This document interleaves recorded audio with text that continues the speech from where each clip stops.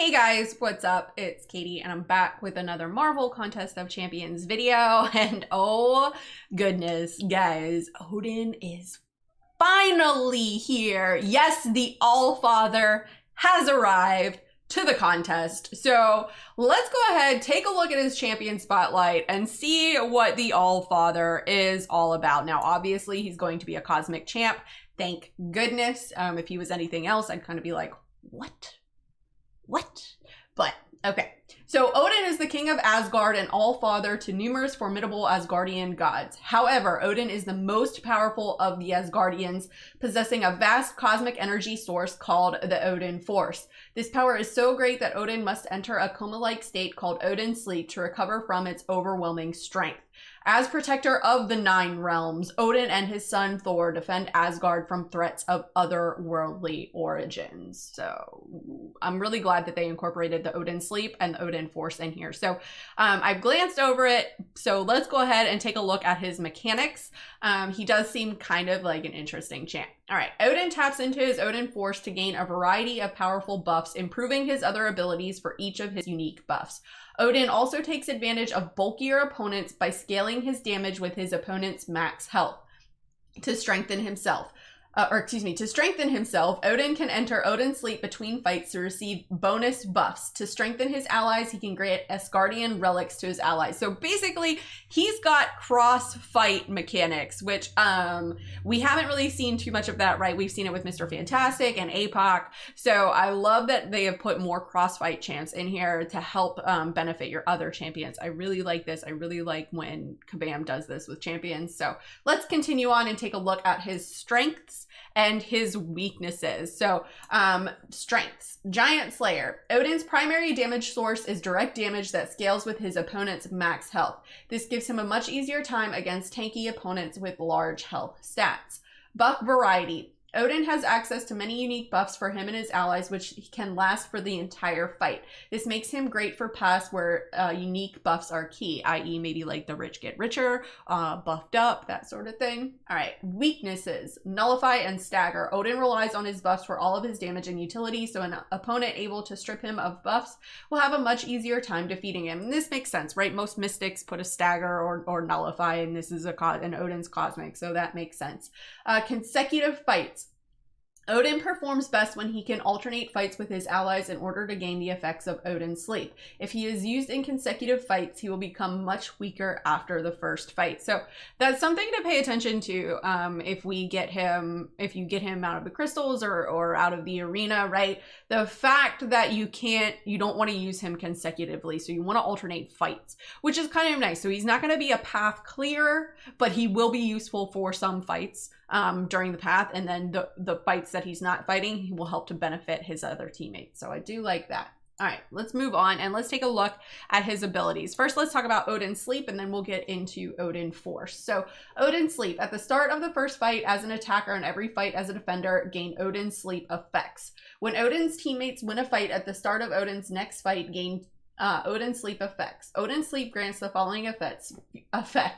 Fury buff and armor up buffs, each at a max of 2 stacks. Now, Odin Force. When either Odin or his opponent are knocked down, gain an Odin Force charge. With 2 Odin Force charges, the next attack with an Odin Force effect will consume all Odin Force charges and trigger a bonus effect.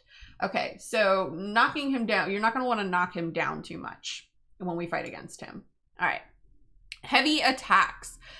Gain an energized buff, increasing combat power rate by 10% for 7 seconds, max 1 stack. If Odin Force is active on hit, gain an energized buff for each of Odin's unique buffs, increasing combat rate by 5% for 7 seconds, max 5 stacks. So you could basically increase it by 25%, maybe? I don't know, but I digress. All right. Always active. While in striking distance, pause the duration of all Odin's personal buffs. Oh, so you're gonna want to play this guy close. You're not gonna want to play this guy close, really, when you're fighting against him.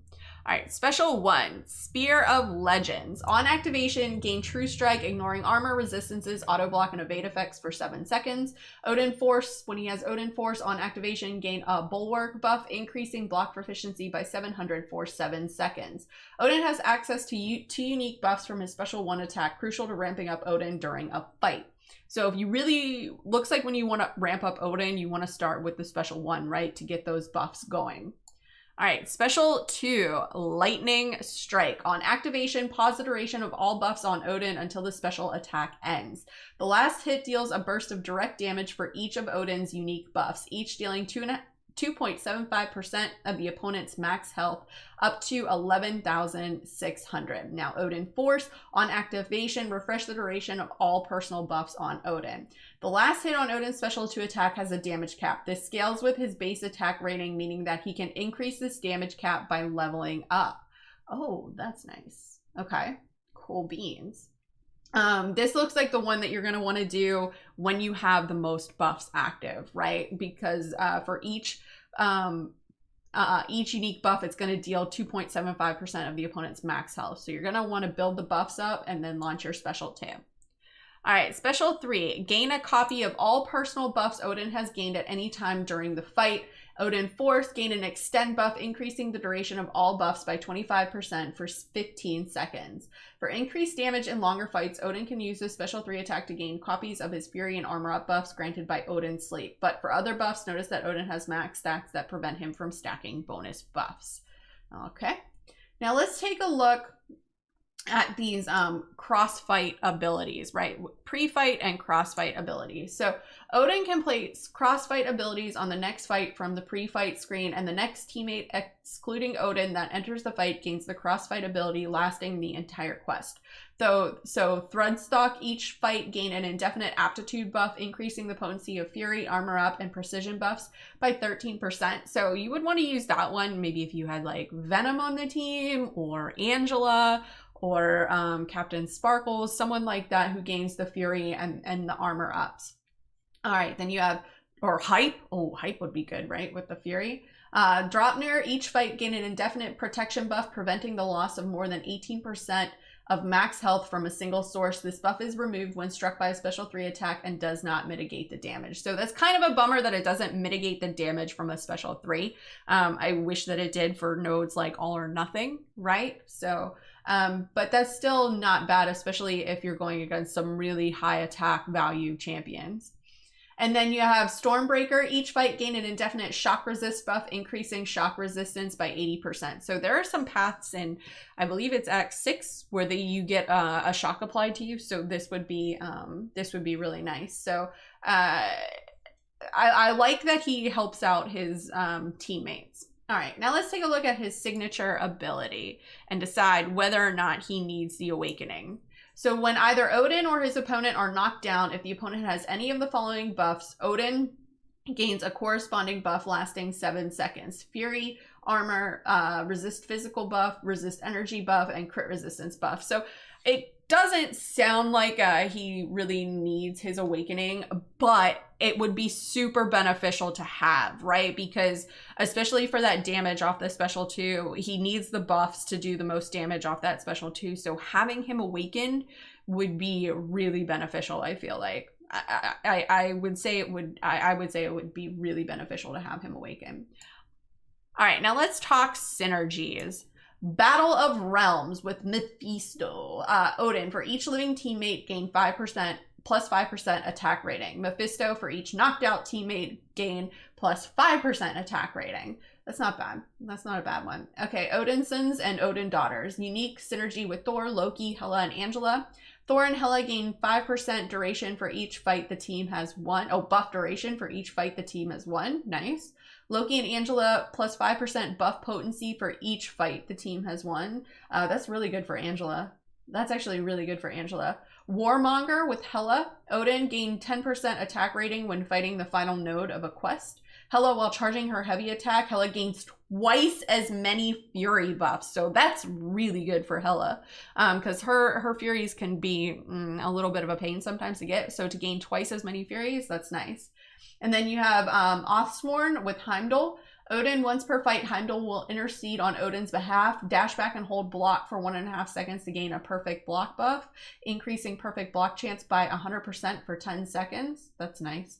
Heimdall's Indefinite Fury, Armor Up, Precision, and Aptitude buffs gained from charging a heavy attack gain plus 15% potency. That's nice for Heimdall.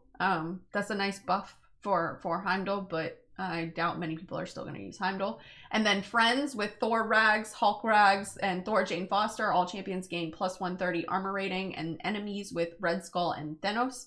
All champions gain plus 155 crit rating. So Odin looks like an interesting champ. I think I might like him more for his crossfight abilities than actually how he is. I don't know. It's hard to say, right? This is all based on paper, and I like to make final judgments of champs when I can actually play with them. So I can't wait to get my hands on this guy and test him out, and also to test out his crossfight abilities and, you know, which champions will work really well with his crossfight. So I'm anxious to see how that's going to play out. But I am happy that Odin is finally into the contest. So we've got one god. Maybe we can get that symbiote god here soon. So, but anyways, guys, that's all that I got. Let me know in the comments below, what do you think of Odin? How do you think he's looking as a champion? What do you think of his crossfight abilities? And do you think that maybe he's gonna be a wet noodle? I don't know. Let me know in the comments below, and let's discuss. As always, guys, thanks so much for watching, and enjoy this quick word from Kevin Smith.